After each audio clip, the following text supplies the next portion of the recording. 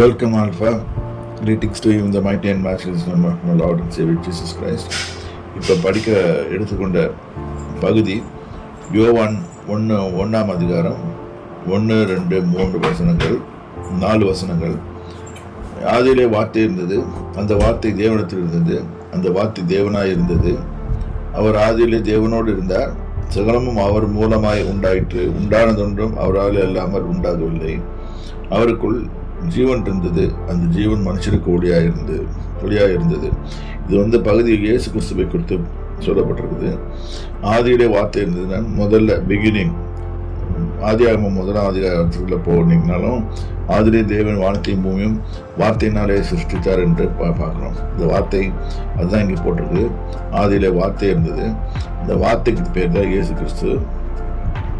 அந்த வார்த்தை தேவனிடத்தில் இருந்தது, அந்த வார்த்தை தேவனாக இருந்தது. தேவன்கிட்ட உள்ள இருந்தது தான் வார்த்தை. அந்த வார்த்தை தேவனாக இருந்தது. அதுக்கு வார்த்தைக்கு ஒரு உருவம் கொடுத்து அதை இயேசுவாக அனுப்பினார். அவர் ஆதியிலே தேவனோடு இருந்தார். சகலமும் அவர் மூலமாய் உண்டாயிற்று. உண்டானதொன்றும் அவரால் நல்லா புரிஞ்சுக்கணும். நம்ம எது கிரியேட் பண்ணதோ உருவாக்கப்பட்டதோ எல்லாத்தையும் உருவாக்குனது இயேசு கிறிஸ்து.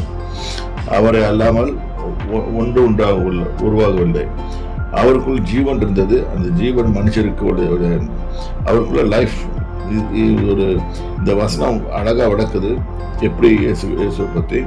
அவருக்குள்ள லைஃப் இருந்தது. அந்த லைஃப் நீங்கள் மனுஷங்களுக்கெல்லாம் ஒளியை கொடுக்கறது.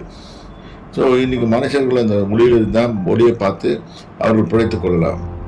அவர் தன் ஜீவனை விட்டதன் மூலமாக மனுஷருக்கு ஜீவனையும் கொடுத்தாரு, ஒளியும் கொடுக்கிறார். வழி, நமக்கு போக வேண்டிய வழியும் அவர் சொல்லி கொண்டிருக்கிறார்.